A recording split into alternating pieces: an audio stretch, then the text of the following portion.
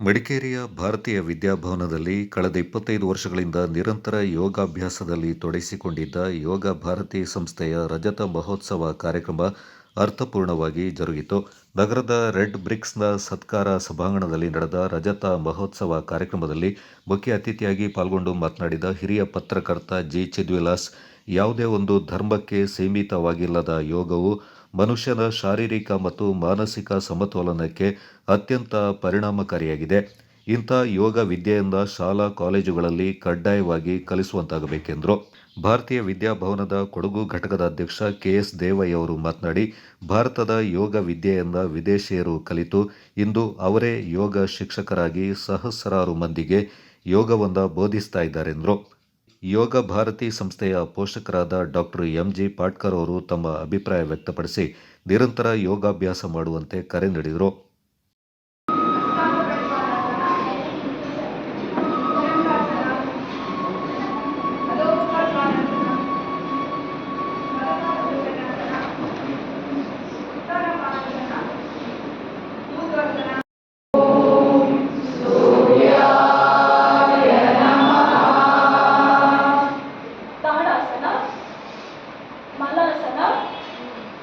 ಸಮದಂಡಾಸನ, ಬಲವಶಿಷ್ಟಾಸನ, ಎಡವಶಿಷ್ಟಾಸನ, ಅಧೋಮುಖ ಶ್ವಾನಾಸನ, ಊರ್ಧ್ವಮುಖ ಶ್ವಾನಾಸನ, ಅಧೋಮುಖ ಶ್ವಾನಾಸನ, ಬಲರಾಜ ಕಪೋತಾಸನ, ಅಧೋಮುಖ ಶ್ವಾನಾಸನ, ಎಡರಾಜ ಕಪೋತಾಸನ, ಅಧೋಮುಖ ಶ್ವಾನಾಸನ, ಬಲಪೃಷ್ಠಾಸನ, ಅಧೋಮುಖ ಶ್ವಾನಾಸನ, ಎಡಪೃಷ್ಠಾಸನ, ಅಧೋಮುಖ ಶ್ವಾನಾಸನ, ಸಮದಂಡ, ಮಲಾಸನ, ತಾಡ.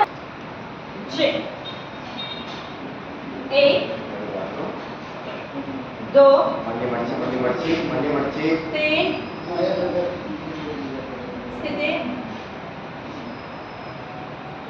चार, 5, 6, 13,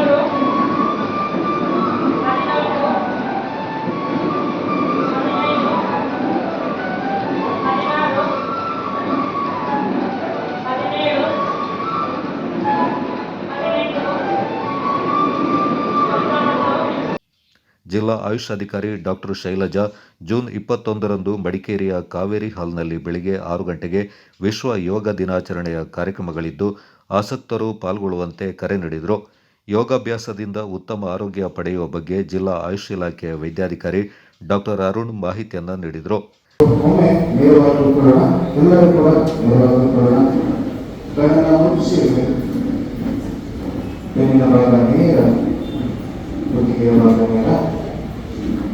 ಸಭೆಯಲ್ಲಿ ಕೂತಿರೋ ಯೋಗಗಳು ಎಲ್ಲರೊಟ್ಟಿಗೆ ಅಭ್ಯಾಸವನ್ನು ಮಾಡೋಣ. ದೀರ್ಘವಾಗಿ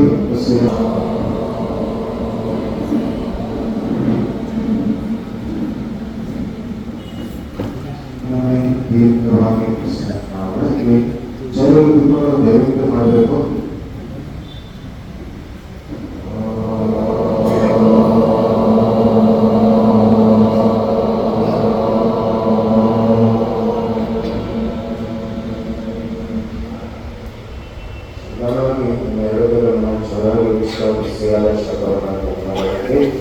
ಮತ್ತು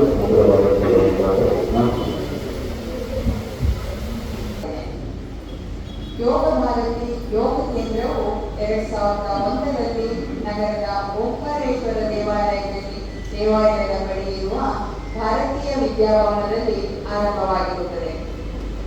ಗೌರವಾನ್ವಿತ ಡಾಕ್ಟರ್ ಪಾಟ್ಕರ್ ದಂಪತಿ ಹಾಗೂ ಇನ್ನಿತರರ ಪ್ರೇರಣೆಯು ಈ ಕೇಂದ್ರ ಆರಂಭವಾಗಲು ಮುಖ್ಯ ಕಾರಣವಾಗುತ್ತದೆ. ಇದರ ಅಂಗವಾಗಿ ಇಂದು 25 ವರ್ಷಗಳ ಸಾರ್ಥಕ ಯೋಗ ಅಭ್ಯಾಸದ ಉತ್ಸವವನ್ನು ಆಚರಿಸುತ್ತಿದ್ದೇವೆ. ಭಾರತೀಯ ವಿದ್ಯಾಭವನದಲ್ಲಿ ಹಲವು ಯೋಗ ಅಭ್ಯಾಸಿಗಳನ್ನು ಒಳಗೊಂಡು ಯೋಗ ಭಾರತಿ ಬೆಳಿಗ್ಗೆ 5:30 ಗಂಟೆಗೆ ಹಾಗೂ ಸ್ತ್ರೀಯರಿಗಾಗಿ ಯೋಗ ಸಂಜೆ 5 ಗಂಟೆಗೆ ನಮ್ಮ ಯೋಗ ಶಿಕ್ಷಕರಾದ ಕೆ. ಮಹೇಶ್ ಕುಮಾರ್ ಇವರ ಮಾರ್ಗದರ್ಶನದಲ್ಲಿ ಕಳೆದ 25 ವರ್ಷಗಳಿಂದ ನಿರಂತರವಾಗಿ ಯೋಗಾಭ್ಯಾಸ ನಡೆಸಿಕೊಡುತ್ತಿದ್ದಾರೆ.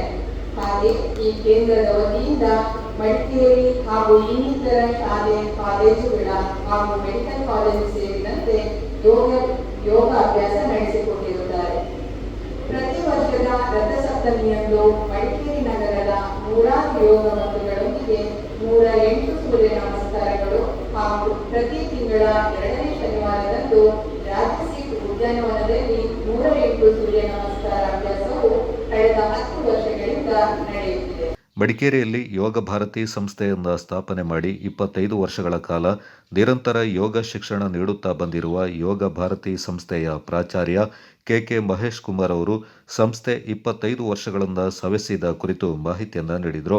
ಯೋಗ ಭಾರತಿ ಸಂಸ್ಥೆಯ ಶಿಬಿರಾರ್ಥಿ ಜಿಆರ್ ರವಿಶಂಕರ್, ಜ್ಯೋತಿ, ಸವಿತಾ, ಜಯಲಕ್ಷ್ಮಿ ಪಾಟ್ಕರ್ ಮತ್ತಿತರ ಪ್ರಮುಖರು ಈ ಸಂದರ್ಭ ಪಾಲ್ಗೊಂಡಿದ್ದರು.